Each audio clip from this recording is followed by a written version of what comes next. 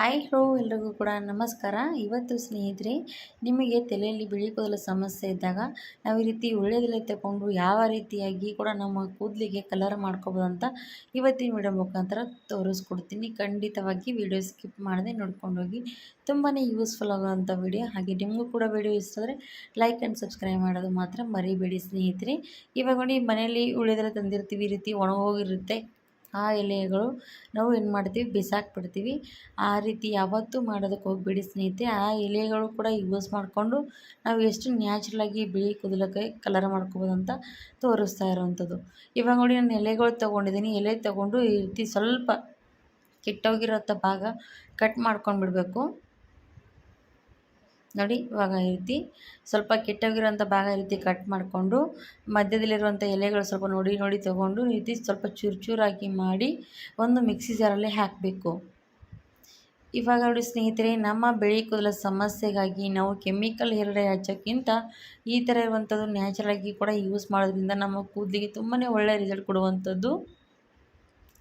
ನೋಡಿ, ಎಲ್ಲ ಎಲೆಗಳು ನೋಡಿಕೊಂಡು ನಾನು ಸ್ವಲ್ಪ ಈ ರೀತಿ ಚೂರಾಗಿ ಮಾಡ್ತಾಯಿದ್ದೀನಿ. ಈ ರೀತಿ ಚೂರಾಗಿ ಮಾಡ್ಕೊಂಡು ಹಾಕಬೇಕು ಮಿಕ್ಸಿಯಲ್ಲಿ. ಈ ವಿಡಿಯೋ ಖಂಡಿತವಾಗಿ ಟ್ರೈ ಮಾಡಿ ನೋಡಿ, ನಿಮಗೂ ಕೂಡ ರಿಸಲ್ಟ್ ತುಂಬಾ ಒಳ್ಳೆಯದು ಸಿಗುತ್ತೆ ಸ್ನೇಹಿತರೆ. ಹಾಗೆ ನೋಡಿ, ನಾನು ಮಿಕ್ಸಿಯಲ್ಲಿ ಎಲೆ ಎಲ್ಲ ಕೂಡ ಚೂರಾಗಿ ಮಾಡಿ ಹಾಕಿದ್ದೀನಿ. ಇವಾಗ ಸ್ನೇಹಿತರೆ, ಮಿಕ್ಸಿ ಮಾಡ್ಕೊಂಡು ಬರಬೇಕಾಗತ್ತೆ.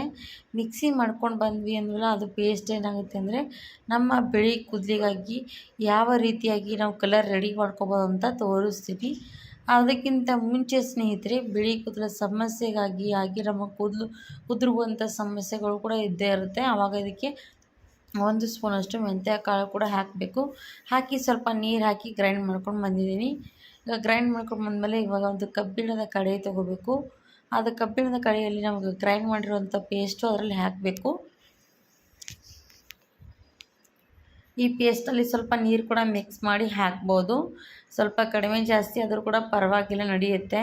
ನಿಮ್ಮ ಮೆಹಂದಿ ನಿಮ್ಮ ತಲೆಗೆ ಎಷ್ಟು ಬೇಕಾಗುತ್ತೆ ಜಾಸ್ತಿ ಕಡಿಮೆ ಅಂತ ಅಂದಾಗ ನೀವು ಜಾಸ್ತಿ ಪ್ರಮಾಣದಲ್ಲಿ ಮಾಡ್ಕೋಬೇಕಾಗತ್ತೆ. ಇವಾಗ ನೀರು ಹಾಕಿದ್ದೀನಿ. ಹಾಗೆ ಸ್ವಲ್ಪ ನಾನು ಸ್ಟವ್ ಮೇಲೆ ಚೆನ್ನಾಗಿ ಇದು ಕುದಿಸ್ಕೋಬೇಕಾಗತ್ತೆ. ಇವಾಗ ಕುದಿಯೋಕ್ಕೂ ಕೂಡ ಇಟ್ಟಿದ್ದೀನಿ. ಅದ್ರ ಜೊತೆಗೆ ಸ್ನೇಹಿತರೆ, 1 ಸ್ಪೂನಷ್ಟು ಟೀ ಪುಡಿ ಕೂಡ ಖಂಡಿತವಾಗಿ ಹಾಕಬೇಕು. ಟೀ ಪುಡಿ ಹಾಕೋದ್ರಿಂದ ನಮ್ಮ ಕೂದಲು ಶೈನಿಯಾಗಿ ಸಿಲ್ಕಿಯಾಗಿ ಕೂಡ ಕಾಣಿಸುತ್ತೆ. ಇವಾಗ ನೋಡಿ, ಕುದೀತಾ ಇರುವಂಥದ್ದು ಆವಾಗಲೇ ಕಲರ್ ಎಷ್ಟು ಚೆನ್ನಾಗಿ ಬರ್ತಾ ಇರುವಂಥದ್ದು ಸೈಡಿಗೆ ನೋಡ್ತಾ ಇರ್ಬೋದು. ವೀಳ್ಯದೆಲೆ ಕಲರ್ ತುಂಬ ಚೆನ್ನಾಗಿ ಬಿಟ್ಕೊಳ್ಳುತ್ತೆ ಸ್ನೇಹಿತರೆ. ಹಾಗೆ ಅದರಲ್ಲಿ ಗುಣಮಟ್ಟ ಶಕ್ತಿಗಳು ನೋಡಿ, ನಮ್ಮ ಕೂದಲಿಗೆ ಎಲ್ಲನೂ ಕೂಡ ಗುಣಮಟ್ಟ ಶಕ್ತಿ ಸಿಗುವಂಥದ್ದು. ಯಾವುದೇ ಸಮಸ್ಯೆಗಳಿದ್ದರೂ ಕೂಡ ಅದರಿಂದ ನಿವಾರಣೆ ಆಗುತ್ತೆ.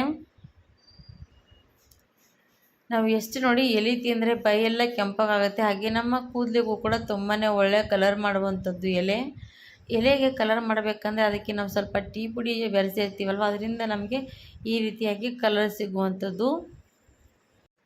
ಹಾಗೆ ಒಂದು 2-3 ನಿಮಿಷ ಹಾಗೆ ಕುದಿಸ್ತಾನೆ ಇರಬೇಕು. ಕುದಿಸ್ತಾ ಇರುವಾಗಲೇ ನೋಡಿ ಯಾವ ರೀತಿ ಕಲರ್ ಬರ್ತಾ ಹೋಗುತ್ತೆ. ಒಂದು 2-3 ನಿಮಿಷ ಚೆನ್ನಾಗಿ ಕುದಿಸ್ಕೊಂಡು ತೊಗೊಂಡು, ಬೇಕಾದರೆ ಸ್ವಲ್ಪ ಗಟ್ಟಿ ಆಗ್ತಾ ಬಂದರೆ ಮತ್ತೆ ಸ್ವಲ್ಪ ಅದಕ್ಕೆ ನೀರು ಕೂಡ ಬೆರೆಸ್ಕೋಬೋದು. ನೋಡಬೇಕು, ಸ್ವಲ್ಪ ಗಟ್ಟಿ ಆಗ್ತಾಯಿದೆ ತೆಳುವಾಗಿದೆ ಅಂತ ನೋಡಿಕೊಂಡು ನೀವು ನೀರು ಇಷ್ಟ ಅದರಲ್ಲಿ ಬೇಕಾದರೆ ಅವಶ್ಯಕತೆ ಬಿದ್ದರೆ ಹಾಕ್ಬೋದು. ನೋಡಿ, ಯಾವಾಗ ಎಷ್ಟು ಚೆನ್ನಾಗಿ ಕುದಿಸ್ಕೊಂಡಿದ್ದೀನಿ. ಮತ್ತು ಸ್ವಲ್ಪ ನೀರಿನ ಅವಶ್ಯಕತೆ ಬಿತ್ತು, ಅದಕ್ಕೋಸ್ಕರ ನೀರು ಹಾಕ್ತಾಯಿದ್ದೀನಿ. ಅದರಲ್ಲಿ ರಸದಲ್ಲಿ ಚೆನ್ನಾಗಿ ನೀರೆಲ್ಲ ಕೂಡ ಕುದೀತಾ ಇರುವಾಗ ಅದರಲ್ಲಿ ಒಂದು ನೀರಿಗೆ ತುಂಬಾ ಸ್ಟ್ರಾಂಗಾಗಿ ಶಕ್ತಿ ಸಿಗುವಂಥದ್ದು. ಹಾಗಾಗಿ ನೀರು ಬೇಕಾದರೆ ಹಾಕಬೇಕು. ಇವಾಗ ಇನ್ನೊಂದು ಸ್ವಲ್ಪ ನೀರು ಹಾಕಿದ್ದೀನಲ್ವ, ಹಾಗೆ ಕುದಿಸ್ತೀನಿ ಮತ್ತೊಂದು 2 ನಿಮಿಷ. ಈ ಥರವಾಗಿ ಸಣ್ಣ ಮಕ್ಕಳ ಏಜಲ್ಲಿ ಕೂಡ ಬಿಳಿ ಕೂದಲ ಸಮಸ್ಯೆ ಇರುತ್ತೆ, ಅವ್ರಿಗೂ ಕೂಡ ಯೂಸ್ ಮಾಡ್ಬೋದು.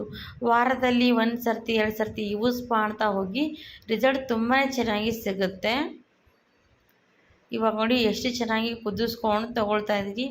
ಈ ಥರವಾಗಿ ಕುದಿಸ್ಕೊಂಡು ತೊಗೋಬೇಕು. ಕುದಿಸ್ಕೊಂಡು ತೊಗೊಂಡಾದಮೇಲೆ ನಾವಿವಾಗ ಸ್ಟವ್ ಆಫ್ ಮಾಡಬೇಕು.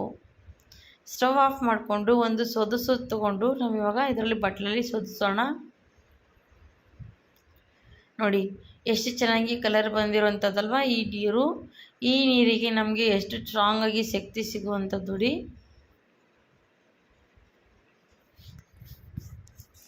ಇವಾಗ ನೀರು ಸೋದಿಸ್ಕೊಂಡು ತೊಗೊಂಡಾಯ್ತು. ಈ ನೀರು ನಾವು ಯಾವ ರೀತಿ ಮೆಹಂದಿಗೆ ಮಿಕ್ಸ್ ಮಾಡ್ಕೋಬೇಕು, ಯಾವ ಮೆಹಂದಿ ಕಲಿಸ್ಬೇಕಂತ ಹೇಳ್ತೀನಿ ನೋಡಿ. ಫಸ್ಟಿಗೆ ಸ್ವಲ್ಪ ರೀತಿ ಸೋಸೋದ್ರಿಂದ ಸ್ವಲ್ಪ ಚೆನ್ನಾಗಿ ಪ್ರೆಸ್ ಮಾಡಿ ಸ್ವಲ್ಪ ನೀರು ಇನ್ನೊಂದು ಸ್ವಲ್ಪ ತೆಗಿಬೇಕು. ಮೆಂತ್ಯ ಕಾಳು ಹಾಕಿರ್ತೀವಲ್ವ, ಸ್ವಲ್ಪ ಜೀಟ ಅಂಶ ಜಾಸ್ತಿ ಇರುತ್ತೆ. ಸಾಕು, ನೀರು ಚೆನ್ನಾಗಿ ಬಂದಿರೋವಂಥದ್ದು. ಮತ್ತು ಸ್ನೇಹಿತರೆ, ಕಬ್ಬಿಣದ ಕಡೆಯೇ ತೊಗೋಬೇಕು ನಾವು ಮೆಹಂದಿ ಕಲಿಸೋದಕ್ಕೆ. ಯಾಕಂದರೆ ಕಬ್ಬಿಣದ ಕಡೆಯಲ್ಲಿ ಕಬ್ಬಿಣದ ಅಂಶ ಬಿಡುವಂಥದ್ದು. ಹಾಗಾಗಿ ಕಬ್ಬಿಣದ ಕಡೆ ತೊಗೊಂಡಿದ್ದೀರಿ. ನೀರು ಸೋಸಿರೋಂಥ ನೀರು ಅದರಲ್ಲಿ ಹಾಕಬೇಕು. ಹಾಕಿದಾದಮೇಲೆ ಸ್ನೇಹಿತರೆ, ಮೆಹಂದಿ ಏನು ಹಾಕ್ತೀರಂದರೆ ಹೀನಾ ಮೆಹಂದಿ ಪುಡಿ ಹಾಕ್ತೀನಿ ನೋಡಿ. ಅದು ಒಂದು 2 ಸ್ಪೂನಷ್ಟು 3 ಸ್ಪೂನಷ್ಟು ಹೀನಾ ಮೆಹಂದಿ ಪುಡಿ ಹಾಕಬೇಕು. ಅದು ನ್ಯಾಚುರಲಾಗಿ ಬಣ್ಣ ಬಿಡುವಂಥದ್ದು. ಅದರ ಜೊತೆಗೆ ಸ್ನೇಹಿತರೆ, ನೆಲ್ಲಿಕಾಯಿ ಮೆಹಂದಿ ಕೂಡ ಖಂಡಿತವಾಗಿ ಹಾಕಿ. ಆವಲ ಮೆಹಂದಿ ಕೂಡ ಅಂತೀವಿ.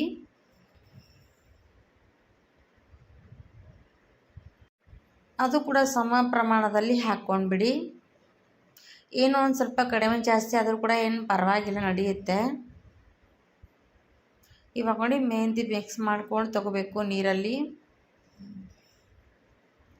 ಸ್ವಲ್ಪ ಕೂಡ ಗಂಟು ಥರ ಇರಬಾರ್ದು. ಪೂರ್ತಿ ಚೆನ್ನಾಗಿ ಮಿಕ್ಸ್ ಮಾಡ್ಕೊಂಡು ತೊಗೊಳ್ಬಿಡಿ.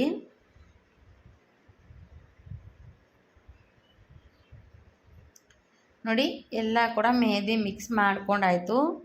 ಇದೇ ರೀತಿಯಾಗಿ ಮೆಹಂದಿ ಮಿಕ್ಸ್ ಮಾಡಿಕೊಂಡು ನಾವು ಈ ಮೆಹಂದಿ ಏನು ಮಾಡಬೇಕಂದ್ರೆ, ರಾತ್ರಿ ಹೊತ್ತಿಗೆ ಈ ರೀತಿ ಮೆಹಂದಿ ರೆಡಿ ಮಾಡ್ಕೋಬೇಕಾಗುತ್ತೆ. ಯಾಕಂದರೆ ಬೆಳಗ್ಗೆ ಹೊತ್ತಿಗೆ ನಾವು ಅಪ್ಲೈ ಮಾಡ್ಕೋಬೇಕಂದ್ರೆ ರಾತ್ರಿ ಹೊತ್ತಿಗೆ ಮಾಡ್ಕೋಬೇಕು.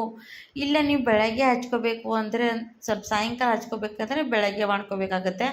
ಯಾಕಂದರೆ ಒಂದು 4 ರಿಂದ 5 ಗಂಟೆಗಳ ಕಾಲ ರೆಸ್ಟ್ ಮಾಡಬೇಕು. ಆವಾಗಲೇ ಮೆಹಂದಿ ಕಲರ್ ಚೆನ್ನಾಗಿ ಬಿಟ್ಕೊಡುವಂಥದ್ದು. ನಾನಿದು ರಾತ್ರಿ ಪೂರ್ತಿ ಬಿಟ್ಟಿದ್ದೆ. ಬೆಳಗ್ಗೆ ಹೊತ್ತಿಗೆ ನೋಡಿಬಿಡಿ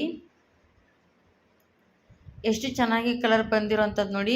ಕಬ್ಬಿಣದ ಬಾಣಲೆಯಲ್ಲಿ ಮಾಡೋದಕ್ಕೊಂಥರ ಈ ರಿಸಲ್ಟ್ ಸಿಗುವಂಥದ್ದು. ಯಾಕಂದರೆ ಕಬ್ಬಿಣದ ಅಂಶ ಬಾಣಲೆಯಲ್ಲಿ ಇರುತ್ತಲ್ವ, ಅದು ಮೆಹಂದಿಯಲ್ಲಿ ಚೆನ್ನಾಗಿ ಬಿಟ್ಕೊಳ್ತಾ ಬರುತ್ತೆ. ಹಾಗಾಗಿ ನಮಗೆ ಮೆಹಂದಿಗೆ ಈ ಥರ ಕಲರ್ ಸಿಗುವಂಥದ್ದು. ಖಂಡಿತವಾಗಿ ಈ ಥರವಾಗಿರುವಂಥ ಹೇರ್ ಮೆಹಂದಿ ಟ್ರೈ ಮಾಡಿ ನೋಡಿ. ನಿಮಗೂ ಕೂಡ ರಿಸಲ್ಟ್ ಇಷ್ಟ ಆದರೆ, ಒಳ್ಳೇದು ಅನಿಸಿದರೆ ನಮ್ಮ ವಿಡಿಯೋಗೂ ಕೂಡ ಲೈಕ್ ಕೊಡಿ, ಸಬ್ಸ್ಕ್ರೈಬ್ ಮಾಡಿ, ಶೇರ್ ಮಾಡಿ ಕೂಡ ಕೇಳ್ಕೊತೀನಿ ಸ್ನೇಹಿತರೆ.